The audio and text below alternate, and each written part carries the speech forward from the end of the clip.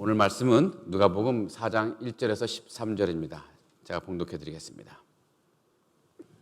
예수께서 성령의 충만함을 입어 요단강에서 돌아오사 광야에서 40일 동안 성령에게 이끌리시며 마귀에게 시험을 받으시더라. 이 모든 날에 아무것도 잡수시지 아니하시니 날수가 다함에 줄이신지라. 마귀가 이르되 네가 만일 하나님의 아들이거든 이 돌들에게 명하여 떡이 되게 하라. 예수께서 대답하시되 기록된 바 사람이 떡으로만 살 것이 아니라 하였느니라. 마귀가 또 예수를 이끌고 올라가서 순식간에 천하 만국을 보이며 이르되 이 모든 권위와 그 영광을 내가 네게 주리라. 이것은 내가 네게 넘겨준 것이므로 내가 원하는 자에게 주노라. 그러므로 내가 만일 네게 절하면 다 네 것이 되리라. 예수께서 대답하여 이르시되 기록된 바 주 너의 하나님께 경배하고 다만 그를 섬기라 하였느니라. 또 이끌고 예루살렘으로 가서 성전 꼭대기에 세우고 이르되 네가 만일 하나님의 아들이거든 여기서 뛰어내리라. 기록되었으되 하나님이 너를 위하여 그 사자들을 명하사 너를 지키게 하시리라 하였고 또한 그들이 손으로 너를 받들어 네 발이 돌에 부딪히지 않게 하시리라 하였느니라. 예수께서 대답하여 이르시되 주 너의 하나님을 시험하지 말라 하였느니라. 마귀가 모든 시험을 다 한 후에 얼마 동안 떠나니라. 아멘. 자, 우리는 계속해서 누가복음에서 묘사한 예수님의 또 생애와 또 사역과 말씀들을 살펴보고 있습니다. 오늘 본문은 예수님의 공생애가 시작될 즈음에 또 예수님이 마귀에게 시험 당하는 장면입니다. 예수님의 생애 마지막 3년을 공생애라고 말하죠. 예수님이 사적인 삶을 마치고 사역을 위한 공적인 삶을 사신 기간이라는 것입니다. 이 공생의 기간에 예수님은 하나님 나라를 선포할 것이고 또 이제 인류 구원을 위해서 구원 사역을 감당할 것이고 그리고 마지막엔 십자가에서 죽으심으로 그 구원 사역을 완성시키실 예정입니다. 예수님이 이런 공생의 시작을 알리는 두 가지 중요한 사건이 있는데요. 첫째는 하나님이 공식적으로 예수님을 하나님의 아들 되심을 선포하는 사건이고요. 두 번째로는 마귀가 하나님의 아들이신 예수님을 시험하는 사건입니다. 자, 먼저 예수님의 공생애를 알리는 첫 번째 사건은 하나님이 예수 그리스도를 하나님의 아들로 확증해 주는 사건입니다. 오늘 본문 직전에 나와 있는 말씀인데요. 누가복음 3장 21절과 21절에 그 사건이 기록되어 있습니다. 제가 읽어보면 백성이 다 세례를 받을새 예수도 세례를 받으시고 기도하실 때 하늘이 열리며 성령이 비둘기 같은 형체로 그 위에 강림하시더니 하늘로부터 소리가 나기를 너는 내 사랑하는 아들이라 내가 너를 기뻐하노라 하시니라. 아멘. 예수님이 세례 받을 때 하늘에서 음성이 들린 거죠. 이 사건은 흔히 예수님의 대관식이라고도 말합니다. 영국의 영국 왕이 될 때 왕관을 쓰는 의식을 행하죠. 그게 대관식인데요. 그래서 그때 나라 안팎의 여러 권력자들이 또 많은 사람들이 와서 왕의 왕됨을 확증해주고 또 축하하는 시간을 갖습니다. 그와 마찬가지로 이제 삼위일체 하나님께서 동시에 임하셔서 예수님의 하나님 아들 되심을 확증하고 축하하는 거죠. 자, 성부 하나님은 음성으로 임하셨고 성자 하나님은 육신으로 임하셨고 성령 하나님은 비둘기 형체로 임하시는 사건이었습니다. 그리고 이번 주 화요일부터 교리반은 시작되는데요. 그중에 세 번째 강의가 삼위일체에 대한 것입니다. 그때 제가 말씀드리겠지만 지금 오늘 본문 이 사건 하나님의 음성이 들리고 또 성령이 비둘기처럼 나타나신 이 사건은 삼위일체에 대한 신약 성경의 증거로 인정받는 중요한 사건입니다.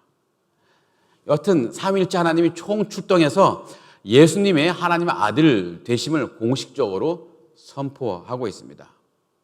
거기서 중요한 말씀은 하나님의 음성인데요. 너는 내 사랑하는 아들이라 내가 너를 기뻐하노라.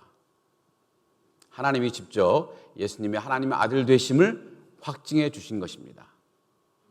이제 이후로는 하나님의 아들인 예수 그리스도께서 메시아로서 공적인 사역을 하는 것만 남아 있습니다. 자, 예수님의 공생애를 알리는 두 번째 사건이 있습니다. 그것은 예수님이 마귀에게 시험을 받는 사건입니다. 오늘 본문의 내용인데요. 자, 아까 앞에 봤던 첫 번째 사건은 하나님이 개입하신 사건이라면 지금 본문에 나와 있는 두 번째 사건은 마귀가 개입된 사건입니다. 마귀는 예수님이 하나님의 아들 되심이 못마땅합니다. 하나님이 계획하신 그런 구원 사역을 예수님이 완성하신다면 이 마귀는 더 이상 설 자리가 없기 때문입니다. 그래야 마귀는 예수님이 하나님의 아들로 행하실 이 구원 사역을 예수님의 공생의 내내 회방하고 다닙니다. 오늘 본문에 나온 예수님이 시험하는 장면도 이 마귀가 예수님의 구원 사역을 회방하는 한 장면인 것이죠. 자, 오늘 본문에서 보듯이 마귀는 예수님에게 세 가지를 시험합니다. 여기서 시험은 유혹이라는 말로 이해하는 것이 좋을 것 같습니다. 그 유혹의 목적은 넘어뜨리려는 것입니다. 넘어뜨리는 게 유혹의 목적이에요.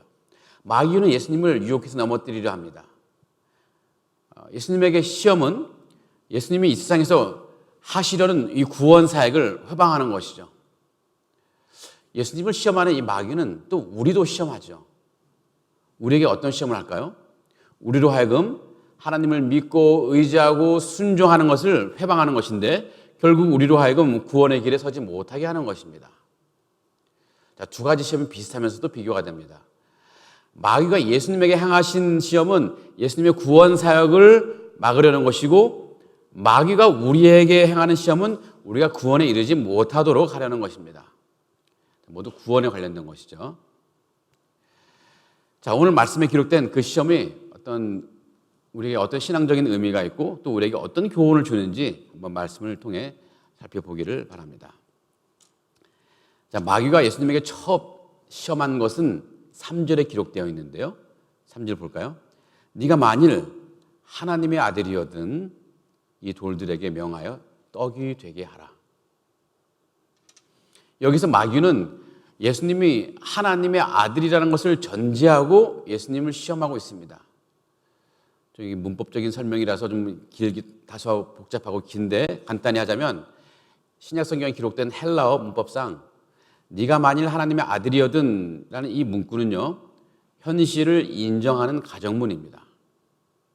이하고 반대되는 가정문이 있는데 그것은 현실과 반대되는 것을 가정하는 가정법이 있습니다. 가령 만약 오늘 해가 서쪽에서 뜬다면 이런 가정문은 현실과 반대되는 것을 가정하는 가정법이죠. 해가 서쪽에서 뜰 리가 없죠. 이렇게 현실과 반대되는 것을 가정하는 가정법이 있는데 그것을 좀 용어로 제2가정법이라고 말합니다. 제2가정법. 그런데 오늘 마귀가 사용한 문구는 그런 가정법이 아니라 현실을 전제한 가정법입니다. 그래서 그것을 제1가정법이라고 말하는데요. 그래서 네가 만일 하나님의 아들이거든 이라는 문구는 예수님이 하나님의 아들 되심을 부정하는 그런 가정문이 아니라 예수님이 하나님의 아들 되심을 전제하는 가정문입니다. 그래서 이 마귀가 예수님을 시험하려고 하는 그 말의 의미는 뭐냐면요, 네가 하나님의 아들이라는 것을 나는 인정한다. 자, 그렇다면 이 돌들에게 명하여 너는 떡이 되게 할 수 있지 않느냐? 그럴 능력이 있다. 그러니 저 돌들로 떡을 만들어서 먹어라. 이런 의미입니다. 자, 마귀는 예수님에게 돌에게 명해서 떡이 되게 하라고 말합니다. 이것이 왜 시험일까요? 시험이 되려면, 유혹이 되려면 최소한 두 가지 요소가 필요한 것 같습니다. 하나는 필요성이고 하나는 가능성입니다. 유혹을 받는 사람이 필요한 것으로 유혹해야 유혹을 받죠. 가령 아주 어린아이를 유혹한다고 하면서 야, 내가 세탁기 줄게, 냉장고 줄게, 뭐 이런 걸 유혹하면 아이들이 유혹받겠어요? 아이들에게는 그저 장난감 줄게, 과자 줄게 해야 유혹이 되는 거죠. 또 두 번째 유혹의 그런 요소는 가능성입니다. 가능성. 충분히 얻을 가능성이 있는 것으로 유혹해야 유혹이 되는 거죠. 가령 누군가가 여러분에게 야, 저기 만리장성을 너에게 줄게. 이렇게 유혹하면 여러분들은 그 유혹 당하겠습니까? 안 당하죠. 줄 가능성이 없는 허황된 것으로는 유혹이 안 되는 것입니다. 하긴 그 만리장성보다 더 허황된 것으로 유혹할 때 유혹받는 경우가 있더라고요. 뭘까요? 이 청혼할 때 결혼하면 하늘에서 별을 따다 줄게, 이런 말도 안 되는 뻥을 치는데도 그것에 감동받고 청혼에 응하는 분들이 있어요. 왜 그런지는 모르겠습니다. 여하튼 유혹이 되려면 일반적으로는 상대방에 필요한 것이 되어야 되고 또 그것이 얻을 가능성이 있어야 되는 거죠. 이 두 가지 요소를 고려할 때 돌을 떡으로 만들게 하라는 이 마귀의 유혹은 분명히 시험이 됩니다. 자, 왜냐하면 첫 번째로는 예수님이 지금 무척 배가 고픈 상태예요. 예수님은 지금 광야에서 40일 동안 금식하셨습니다. 그리고 나서 마귀에게 시험을 받는 거니까 우리가 하루라도 금식하면 얼마나 배가 고픕니까? 한 끼도 못 참는 분들이 있죠. 네. 자, 예수님은 40일 금식하셨습니다. 떡이 얼마나 필요할까요? 자, 두 번째, 예수님은 이 돌을 떡이 되게 하는 그런 능력을 갖고 계십니다. 예수님이 하나님의 아들이잖아요. 그러니 가능성도 충분히 있습니다. 그러게 이 마귀의 말은 정말 분명 유혹 또는 시험이 될 수 있는 것입니다. 이제 마귀가 이 시험을 통해서 노리는 것이 뭘까요? 마귀는 예수님의 사명의식을 흔들어서 예수님의 사역을 회방하려는 것입니다. 하나님이 예수님에게 주신 이 초자연적인 능력은 하나님 나라를 세우고 구원 사역을 감당하게 하려는 것이었습니다. 그 능력은 사역을 위해 사용되는 것이어야 되죠. 그런데 마귀는 그 능력으로 예수님 자신의 생리적인 욕구나 필요를 채우라고 유혹하는 거예요. 꼬드기는 거예요. 사명보다는 개인적인 삶이나 육신의 삶에 더 마음을 두라고 유혹하고 있는 것입니다. 사실 그게 큰 문제가 될까요? 예수님이 그 능력으로 떡을 만들어 먹는다고 예수님의 사역에 큰 문제가 될까요? 예수님의 구원 사역에 아무런 문제가 되지 않을 수도 있습니다. 그런데 문제는 사명의식에 문제가 생깁니다. 사명의식. 사명을 감당해야겠다는 그 결단, 거기에 문제가 생길 수 있다는 것입니다. 한번 사명의식에 균열이 생기면요, 걷잡을 수 없습니다. 바늘도둑이 소도둑 된다고 하는 말이 있죠. 사명자가 감당해야 할 사명에 마음 두기보다는 작은 일이라도 개인적인 일에, 육신적인 일에 마음을 두게 되면 점점 이것이 걷잡을 수 없는 상태에 이르게 됩니다.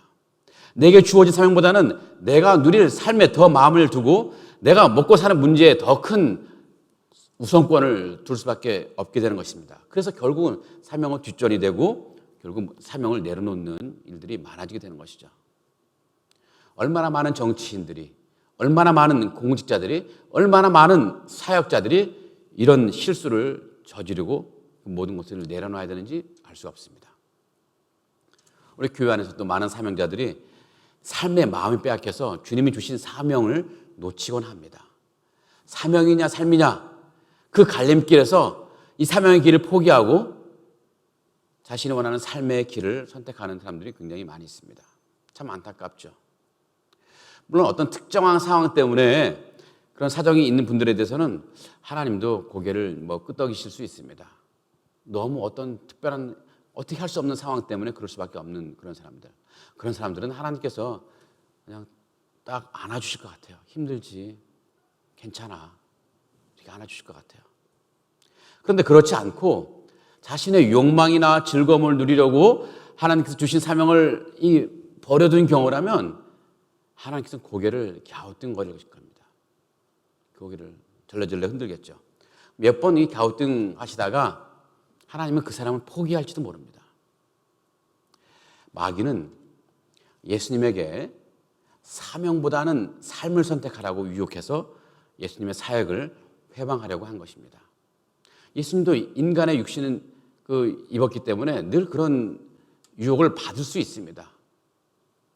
사명보다는 삶을 선택하라는 유혹이었습니다. 자, 하지만 예수님은 이 마귀의 이 시험에 말씀으로 물리칩니다. 4절에 보니까요. 기록된 바 사람이 떡으로만 살 것이 아니라 하였느니라. 이 말씀은 구약 신명기 8장 3절을 인용한 것인데요. 자, 떡으로만 살 것이 아니라 했을 때 그것은 여러분 떡이 필요 없다는 말이 아닙니다. 떡이 필요하지만 사람은 그것만으로 사는 존재가 아니라는 것입니다. 사람은 이 떡으로만 살려고 할 때 그 사람은 사람다움을 잃게 됩니다. 사람이 떡으로만 산다는 것은 오직 생존을 위한 삶을 살아가는 것, 또 육신의 만족과 세상의 만족만을 위해 살아가는 것입니다. 사람은 그렇게 사는 그런 존재가 아니라는 것입니다. 그러면 사람은 무엇으로 사는 사람일까요?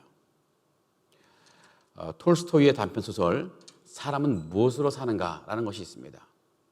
거기에는 한 천사가 하나님께 잘못을 저질러서 그 징벌을 받죠. 하나님께 징벌을 받는데 그 징벌이 뭐냐면 너 세상에 내려가서 사람은 무엇으로 사는가 이에 대한 해답을 가지고 와라. 이런 징벌이었습니다. 즉 사람 다음에 무엇인지 확실히 깨닫고 와라 하는 징벌이었습니다. 그래서 그 천사가 이제 땅에 내려와서 사람들을 살펴보죠. 그 천사가 세상의 삶 보면서 발견한 것이 있습니다. 그 사람은 서로 사랑을 주고받는 그런 존재라는 것입니다. 그래서 사람의 사람다움은 사랑에 있다는 것을 깨닫게 되고 다시 천상으로 돌아간다는 이야기입니다. 자, 사람이 떡으로만 존재하는 것이 아님을, 떡으로만 사는 것이 아닌 것임을 보여준 소설이죠. 자, 그렇다면 우리 그리스도인은 무엇으로 살까요? 우리 그리스도인은 오직 하나님께 돌릴 영광으로 살아가는 사람들입니다. 왜냐하면 하나님이 우리를 그렇게 창조하셨기 때문입니다. 그것이 우리가 존재해야 하는 이유와 목적인 것입니다. 우리가 존재해야 될 이유와 목적대로 살 때 우리는 사람다움을 잃지 않을 수 있고 또 그리스도인 다움을 잃지 않을 수 있습니다. 우리가 존재해야 할 이유와 목적은 바로 하나님께 영광 돌리는 것입니다. 그것을 마음에 품고 살아간다면 우리는 어떤 시험이 온다 할지라도 그 시험을 능히 이겨낼 수 있습니다. 마귀는 첫 번째 시험에 실패했습니다. 그래서 이번에 이제 다른 내용으로 시험을 하는데요. 이번에는 좀 다른 측면, 소유욕으로 예수님을 시험합니다. 시험의 내용을 볼까요?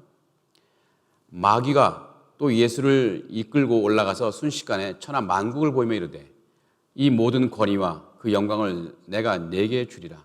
이것은 네게 넘겨준 것이므로 내가 원하는 자에게 주노라. 그러므로 네가 만일 네게 절하면 다 네 것이 되리라. 마귀는 예수님에게 천하 만국의 권위와 영광을 줄 테니 마귀 자신에게 절을 하라고 이렇게 유혹합니다. 세상을 통째로 준다는 거예요. 그것이 권력이 될 수도 있고 정말 모든 것을 소유할 수 있는 소유권이 될 수도 있을 것입니다. 마귀는 세상의 모든 것을 걸고 예수님을 유혹하고 있습니다. 실제로 마귀는 세상의 모든 것을 컨트롤할 수 있고 또 손아귀에 넣을 수 있기 때문에 마음만 먹으면 실제로 다 줄 수 있을 것입니다. 그러나 이것은 가능성 있는 유혹이죠. 또 이 필요성도 있습니다. 사람에게는 누구나 소유욕이 있기 마련입니다. 견물생심이라는 말도 있죠. 눈에 띄면 갖고 싶은 것이 우리 인지상정입니다. 아이들도 그렇지만 어른들도 마찬가지예요. 애플이나 삼성 같은 데서 좋은 새로운 IT 제품이 나오면 많은 남자들이 그것을 갖고 싶어서 안달을 냅니다. 대부분 아내들이 허락을 안 해주기 때문에 몰래 그걸 사죠. 그리고 한동안 감춰두다가 나중에 걸리죠. 네. 비싼 걸 갖고 있는데도 불구하고 그걸 사고 싶은 거예요. 갖고 싶은 거예요. 또 어떤 부부 중에 어떤 한 분은 명품을 갖고 싶어 해요. 동창회 갔는데 어떤 친구가 아주 좋은 명품 가방을 가져갔어요. 그걸 보니까 왜 나는 없지? 또 그걸 갖고 싶은 거예요. 그러면서 남편 몰래 또 사기도 할 거고 할 텐데 하여튼간 세상에서 이 좋은 것을 갖고 싶은 마음은 누구에게나 다 있어요. 또 그것을 준다고 하면 그것을 싫어할 사람은 별로 없죠. 그것이 권력이든 물질이든 또 그것을 갖는 것 그것을 다 갖고 싶은데 사실 그것을 자체를 갖는 것은 아무런 문제가 되지 않습니다. 예수님도 천하 만국을 갖는 것 무슨 문제가 되겠습니까? 근데 마귀의 이 제안에는 심각한 문제가 있습니다. 마귀가 붙인 단서 때문인데요. 그 마귀에게 절을 해야 한다는 것입니다. 마귀에게 절을 해야 한다는 것은 마귀를 예배한다는 것이고 마귀의 종이 되어야 한다는 것이고 또 그것은 또 하나님을 배신해야 한다는 것이고 하나님에 대한 충성을 포기해야 한다는 것입니다. 마귀는 우리 인간, 예수님 안에 있는 소유욕을 자극해서 예수님의 사역을 회방하려는 것입니다. 자, 예수님은 어떻게 반응했을까요? 예수님은 이 시험을 또한 신명기 말씀으로 물리칩니다. 이런 말씀이 있습니다. 기록된 바 주 너희 하나님께 경배하고 다만 그를 섬기라 하였느니라. 자, 예수님의 마음속엔 확실한 하나님 중심 가치관이 있었습니다. 세상에서 가장 가치 있고 소중한 것은 하나님만을 경배하고 하나님만을 섬기는 것이라는 가치관입니다. 하나님을 섬기고 경배하는 것보다 더 중요한 것이 없다고 믿는 가치관입니다. 세상 그 무엇을 준다고 해도 바꾸지 않겠다는 가치관입니다. 그 가치관이 예수 그리스도의 마음속에 있었던 것입니다. 그러게 예수님은 마귀의 그 어떤 시험에도 까딱없이 견뎌낼 수 있었던 것이죠. 우리에게도 분명한 이런 하나님 중심 가치관이 있기를 바라는 것입니다. 세상 그 어떤 것보다 우리에게 구원을 주시고 영원한 생명을 주신 우리 하나님과 우리에게 생명을 내어주신 예수 그리스도를 무엇과도 바꾸지 않겠다는 그런 가치관입니다. 그런 가치는 우리에게 필요해요. 그럴 때 우리는 그 어떤 것을 세상을 준다고 할지라도 그런 유혹이 온다 할지라도 우리는 하나님을 향한 믿음을 포기하지 않고 시험을 넉넉히 물리칠 수 있는 것입니다. 자, 마귀는 이제 세 번째 시험을 하는데요. 그 시험의 내용이 9절에 있습니다. 네가 만일 하나님의 아들이거든 여기서 뛰어내리라 기록되었을 때 하나님이 너를 위하여 그 사자들을 명하사 너를 지키게 하시리라 했고 또한 그들이 손으로 너를 받들어 내 발이 돌에 부딪히지 않게 하시리라 했느니라. 자, 이제 마귀가 예수님을 예루살렘 성전 꼭대기에 놓고 시험합니다. 이건 뭐 하는 시험일까요? 여러분이 그 성전 꼭대기에 있으면 어떤 기분이 들까요? 뭐 영광을 누리는 듯한 기분일까요? 여기 본문의 내용 그런 것 같지는 않습니다. 여러분 실제로 꼭대기에 올라가면 한번 올라가 보신 적 있습니까? 아주 높은 탑 위에서 굉장히 떨리죠. 다리가 후들들거리고 거기는 무서운 곳입니다. 두려운 곳입니다. 떨어지면 죽는 곳이기 때문에 마귀는 그 두려움을 예수님에게 주고서 한번 뛰어내려 보라고 얘기하죠. 여기서도 이제 전제가 네가 만일 하나님의 아들이거든이라는 말이 있는데요. 여기도 마찬가지로 예수님이 하나님의 아들이라는 것을 전제하는 시험입니다. 그래서 야, 너 하나님의 아들인데 뭐가 무서워? 뭐가 걱정돼? 너 정말 하나님이 뛰어내리면 지켜주실 텐데 하나님 시험해봐.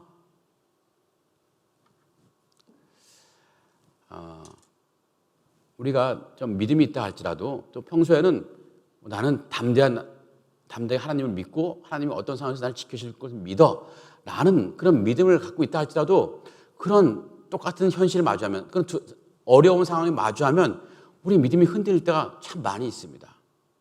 평소에는 하나님 나를 분명히 지켜주실 거야, 나를 도와주실 거야 하는 믿음을 갖고 있다 해도 실제로 인생의 어려움이 찾아오면은 두려워서 어찌할 바를 모르는 그런 경우가 굉장히 많이 있습니다.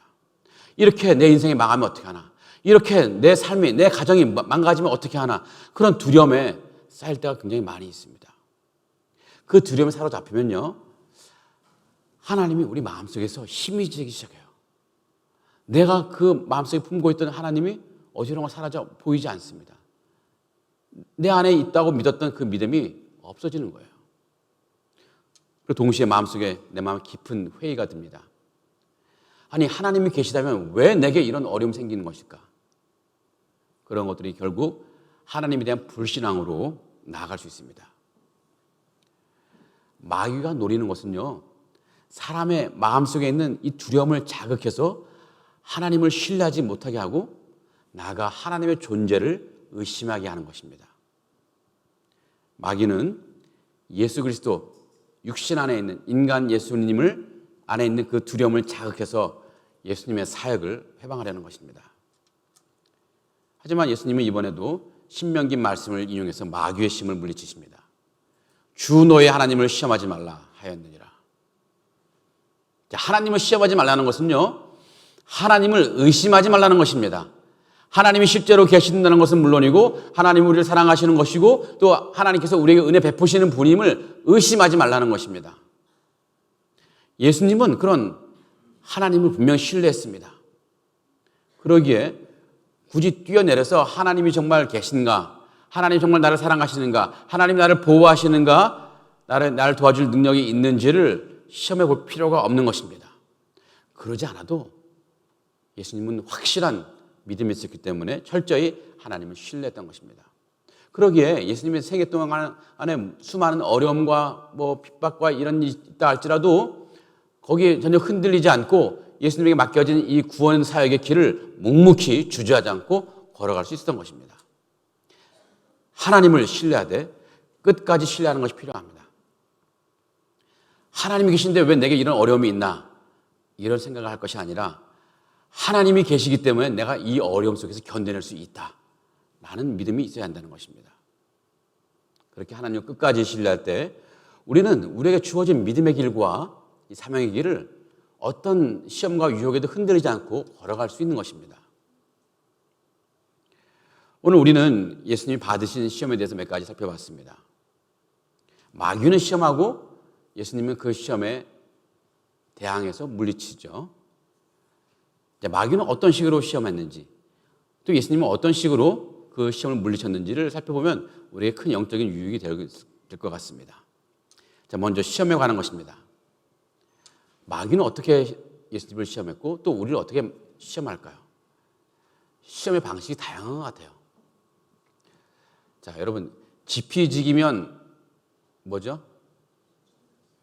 백전불태입니다. 백전불태. 백전백승이 아니고 지피지기면 백전불태입니다. 손자병법에 나오는 말인데요.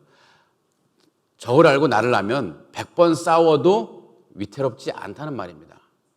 그만큼 상대방을 아는 게 굉장히 중요하다는 얘기인데, 자, 우리를 공격하는 이 마귀의 전략을 안다면 우리는 그나마 유리한 고지에 올 수 있습니다. 마귀가 우리를 어떻게 시험할까요? 자, 예수님의 사례를 보면서 세 가지 정도를 볼 수 있는데, 마귀는 우리의 약한 것을 건드리는 경향이 있습니다. 약한 것을 통해서 우리를 시험하는 경우죠. 자, 예수님이 배가 고플 때 그 배고픔을 마귀는 건드렸습니다. 우리도 약한 부분이 있어요. 어떤 분은 이 물질에 약한 분이 있는데 마귀는 그 약한 부분, 물질을 통해서 그 사람을 시험하죠. 또 어떤 사람은 이 정욕에 약한 분이 있는데 마귀는 그 정욕을 통해서 그 사람을 흔들어댑니다.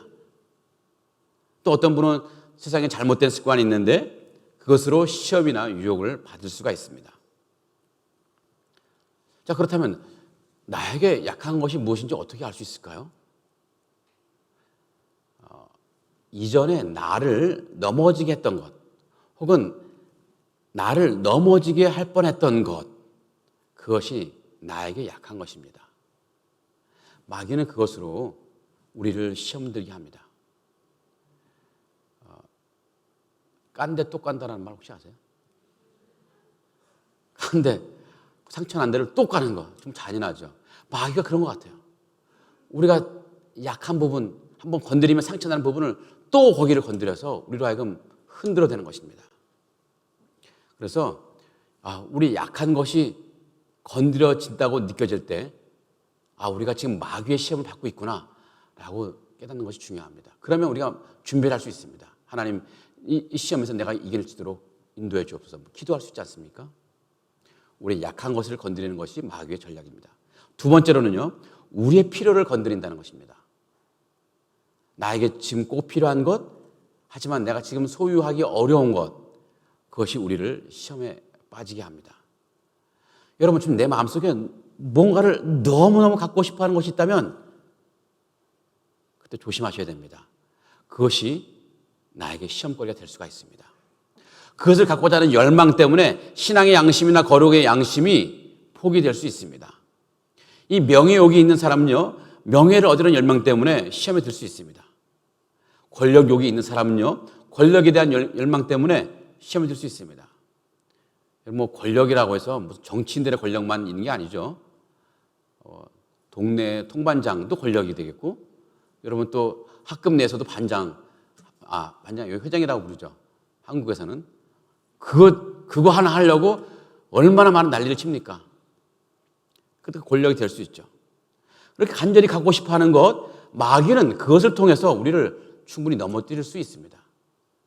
여러분, 내 마음속에 뭐에 대한 어떤 것에 대한 간절한 갖고 싶은 열망이 있다. 조심하셔야 됩니다. 마귀는 그것으로 우리를 넘어뜨릴 수 있습니다. 자, 세 번째 전략은 마귀는 우리의 어려운 상황을 통해 우리를 건드립니다. 자, 살다 보면 우리는 이런저런 삶의 어려움을 겪게 됩니다. 근데 그 어려움 당할 때 또 조심하셔야 합니다. 그것 때문에 우리가 또 시험에 빠져들 수 있기 때문입니다. 하나님을 잘 믿고 열심히 봉사하는데 왜 내게 이런 어려움이 생길까? 이런 의심의 마음이 들면서 정말 하나님이 계신 것일까? 하나님이 계신데 왜 나에게 이런 일을 할까? 계신데도 불구하고 나에게 관심이 없는 것일까? 그러면서 하나님을 원망하고 믿음의 길에서 떠나는 경우가 굉장히 많이 있습니다. 마귀는 그것을 노리는 거예요. 내 삶에 어려움이 찾아올 때 우리 마음속에 꼬드기는 것이죠. 야, 봐, 어렵잖아. 하나님도 안 도와주죠. 하나님도 없어. 그럼 회의의 마음을 자꾸 우리 안에 불어넣죠. 내 삶에 어려움이 찾아왔다. 그러면 또 그것이 나에게 시험이 될 수 있다는 것을 경각심을 갖고 하나님께 도움을 구하시기 바랍니다. 하나님, 내가 시험이 들 것 같습니다. 나를 도와주시옵소서. 자, 마귀의 전략은 이런데, 그럼 예수님이 또 마귀의 전략을 간파하고 물리친 방법들이 있겠죠.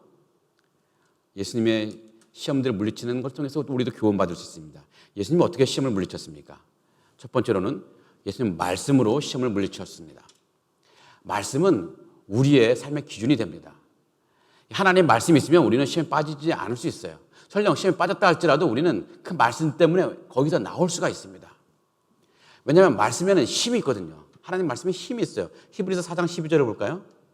하나님의 말씀은 살아있고 활력이 있어 좌우여 낯선 어떤 검보다도 예리하여 혼과 영과 및 관절과 골수를 쪼개기까지 하며 또 마음의 생각과 뜻을 판단하나니. 이 말씀, 하나님의 말씀이 너무나 힘이 있어서 우리 삶을 통제할 수 있고 우리의 감정과 우리의 모든 생각을 다스릴 수 있다는 것입니다.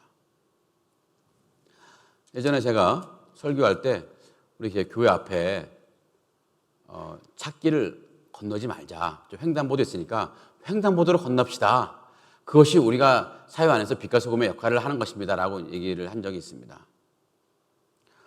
실제로 제가 한 그 말 때문에 여기서 안 건너고 횡단보도까지 가서 건너시는 분들이 꽤 많이 계셨습니다. 물론 이제 제가 볼 때 움찔하고 횡단보도 간 분도 몇 분 계셨더라고요. 제가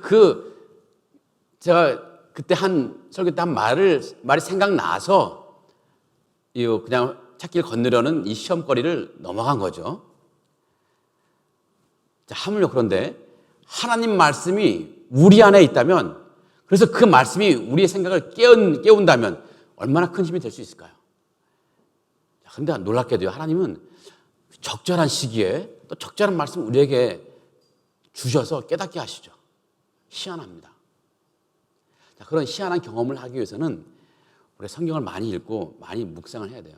성경 읽지도 않고 묵상한 적이 없는데 말씀을 모르는데 말씀이 올 리가 거의 없죠.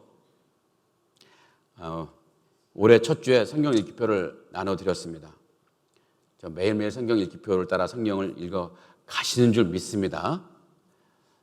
아직 조금밖에 안 지났기 때문에 혹시 아직 시작 안 하신 분들은 얼른 가셔서 사무실에 가면 성경 읽기표 있습니다. 얼른 받아가셔서 시작하시기 바랍니다. 자, 성경 읽기표를 통해서 따라가면서 성경을 읽다 보면요, 어느 순간에 어느 말씀에서 내 마음에 확 와닿는 데가 있어요. 또 우리가 매일 성경으로 큐티를 하는데요, 또 새벽 기도도 참여하면서 이 큐티를 하다가도 마음에 와닿는 말씀이 생길 수가 있습니다. 그래서 그런 말씀이 생기면요, 밑줄을 쭉쭉 그세요. 그리고 어디 노트에 적어놓든지.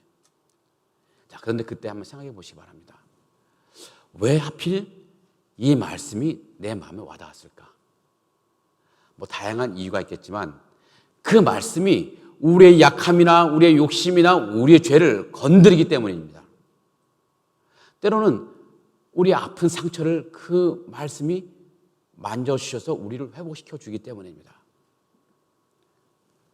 그래서 그 말씀에 우리가 힘을 얻기도 하고 우리가 직면한 시험이나 유혹을 견뎌내게 하기도 합니다. 그 말씀이 내게는 혼과 영과 관절과 골수를 쪼개는 아주 중요한 말씀이 되기 때문입니다. 그래서 그런 말씀들이 여러분 보이면 적어두세요. 암송하는 건 무리인 것 같습니다. 저도 암송 무지하게 해봤는데 나이 들어서 나중에는 암송했는지조차도 기억이 안 나요. 그 암송하는 걸 믿지 마시고 꼭 잘 보이는 노트에 적어두시기 바랍니다. 자, 예수님은 말씀으로 시험 물리쳤고 두 번째로는요, 타인의 삶을 교훈 삼아서 물리치기도 하셨습니다. 예수님은 타인의 실패를 교훈 삼았습니다. 자, 예수님은 마귀의 시험을 물리칠 때마다 인용한 말씀이 있죠. 그것은 모두 신명기 말씀입니다. 세 가지 다 신명기 말씀으로 마귀의 시험을 물리쳤어요.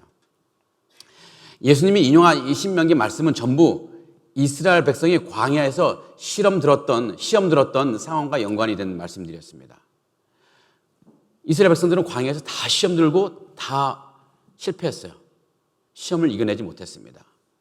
그들의 실패에서 얻은 교훈의 말씀들을 예수님이 인용해서 마귀를 물리치신 것입니다. 이 사람들은 이렇게 실패했구나. 거기에 있는 하나님 말씀이 이들은 이렇게 해서 실패했다라는 것을 예수님이 이제 인용해서 물리치신 거죠. 자, 우리 교회 성도님들 대부분 구역에 소속되어 구역 모임에 참석하고 계신 줄 믿습니다. 그리고 거기서 우리 교회 성도님들과 또 기도 제목들을 나누고 삶을 나누죠. 사실 이것은 엄청난 축복입니다. 우리 다른 성도들의 어떤 신앙적인 삶의 승리와 때로는 실패의 삶, 이런 이야기를 들을 때요, 우리 삶은 굉장히 많이 변화가 됩니다. 다른 성도의 그런 영적인 성공, 믿음의 성공 이야기를 들을 때 우리는 어떤 반응을 보입니까? 그것이 어떻게 가능했지? 나는 이제는 못했는데. 그래서 그 사람에게 물어보면서 그렇게 하면 내가 영적으로 승리할 수 있겠구나. 그런 걸 깨닫는 계기가 되고요. 또 다른 성도의 어떤 영적인 실패 이런 이야기를 들어보면 나도 그럴 뻔했는데 그 길로 가면 안 되는구나. 또 다른 깨달음을 얻게 됩니다. 타산지석의 귀를 삼는 것이죠. 그래서 여러분 구역 모임에 참석하시는 건 굉장히 중요합니다. 여러분도 그럴 때 한 가지 주의할 것은 여러분 구역 모임에 참석하실 때 내 얘기를 무지하게 많이 하고 남의 얘기를 안 듣는 분이 있어요. 30분 동안 내 얘기를 막 했어요. 열정적으로. 옆에 사람이 얘기하는데 관심이 없이 핸드폰만 보는, 그건 영 매너가 아니죠. 그뿐만 매너가 아닐 뿐더러 정말 내가 다른 성도의 이야기를 들음을 통해서 내가 영적으로 성숙해질 수 있거든요. 그들이 성공한 이야기, 그들이 영적으로 실패한 이야기를 들으면서 내 영혼은 성숙해질 수 있습니다. 남의 얘기를 많이 들으면 좋겠습니다. 아직 구역 모임에 참석하지 않은 분들은 얼른 참석하시는 2월 말이나 3월 초부터 이제 구역 모임이 시작될 텐데 꼭 등록해서 한번 구역 모임에 참석해 보시기 바랍니다. 자, 예수님이 마귀의 시험을 물리친 세 번째 방법은 성령 충만함입니다. 성령 충만함으로 예수님은 마귀의 시험을 물리칠 수 있었습니다. 어쩌면 이 마귀의 시험은 예수님에게 아무런 문제가 되지 않았던 것 같아요. 아무런 어려움이 되지 않았을 것 같아요. 왜냐하면 예수님이 성령 충만한 상태에서 시험을 받았기 때문입니다. 성령 충만해지면요, 아무런 무엇이 유혹이 되지 않습니다. 일단 다른 사람들과 다른 관점을 갖게 되는데요, 내 안에 연약한 것 아무런 문제가 되지 않습니다. 무엇인가를 갖고 싶은 그 강렬한 열망 다 제어할 수 있습니다. 내가 처한 그런 현실, 성령 충만하면 아무것도 아닙니다. 성령 충만하면 내 마음속엔 오직 하나님 한 분만으로 감사와 기쁨이 넘치죠. 내게 애플 아이폰이 없어도 나의 마음은 감사와 기쁨으로 충만합니다. 내게 그 악어 백이 없다 할지라도 늘 기뻐할 수 있습니다. 하나님 내게 성령 충만하면요. 그래서 하나님 더 순종할 수 있는 그런 마음이 생겨요. 우리에게 성령 충만이 필요합니다. 성령 충만은 사실 우리의 노력으로 되는 것이 아니죠. 하나님의 선물일 텐데, 그럼에도 불구하고 우리가 말씀의 시간, 기도의 시간을 가지면 가질수록 우리는 성령 그런 충만한 것을 우리 느낄 수 있습니다. 여러분 기도회 때 한번 나와 보세요. 우리 기도회 때 우리 마음이 뜨거워지고 또 찬양으로 좀 마음이 뜨거워집니다. 정말 세상과 나는 간 곳이 없고 구속한 주만 보인다 하는 느낌이 들 수 있습니다. 그런 경우가 굉장히 많이 있습니다. 그때 우리 안에 이미 들어와 계신 성령이 우리 안에서 더 충만하게 활동하셔서 우리로 하여금 오직 하나님께 마음을 모을 수 있도록 이끌어 가신다는 것입니다. 사랑하는 성도 여러분, 우리 인생에 시험이 없다면 얼마나 좋을까요? 시험이 없는 인생은 없습니다. 또 우리가 시험을 이길 만한 그런 강력한 힘이 있다면 얼마나 좋을까요? 하지만 그런 인생도 없습니다. 우리는 늘 시험에 노출되어 있고 시험에 늘 약한 존재들입니다. 우리가 천국으로 가는 길을 이 마귀가 그냥 호락호락 내버려두지 않기 때문입니다. 시험이라는 것이 뭐라고 그랬죠? 우리 믿음을 흔드는 거예요. 우리의 믿음을 흔드는 그 모든 것이 시험입니다. 바라옵기는 우리가 시험에 빠지지 않도록 매일매일 말씀과 기도 자리로 나아가고 또 우리 믿음의 형제 자매들과 함께 교제하면서 또 구역 모임 등을 통해서 나눔의 소그룹에 참여하고 늘 또 성령 충만함, 또 기도회와 여러 가지 예배를 통해 성령 충만함을 추구하시기 바랍니다. 그래서 저 천국에 올라갈 때까지 늘 승리하면서 살아가시는 여러분 되기를 간절히 기원합니다. 우리 기도하시고 찬송 부르시겠습니다. 늘 참 좋으신 하나님, 이 세상 살 동안 우리가 이런저런 시험을 당하지만 주님께서 함께 계셔서 우리가 넉넉히 그 시험들을 이겨낼 줄 믿습니다. 마귀의 시험이 아무리 강하다 한들 주님 붙들고 가는 우리 인생들을 주님께서 지켜주실 줄 믿습니다. 이제 우리가 더욱 주님의 말씀으로 무장하게 하시고 또 우리 믿음의 형제들과 함께 믿음의 자매들과 함께 살아가면서 믿음을 더 바르게 세워주시고 또 오직 성령의 충만함을 우리에게 허락해 주시옵소서. 그리하여 어떤 시험과 유혹에도 주님처럼 담대하게 물리칠 수 있게 하여 주시옵소서. 또한 우리로 하나님께 더 가까이 나아가게 하시되 늘 주님 곁에 머무르며 주님의 날개 아래 거하는 삶을 살게 하여 주시옵소서. 그래 어떤 인생의 폭풍이 몰아친다고 할지라도 주님 날개 아래 안전함을 누리는 삶이 되게 해 주시옵소서. 우리 영원한 구주이신 예수님 이름으로 간절히 기도합니다.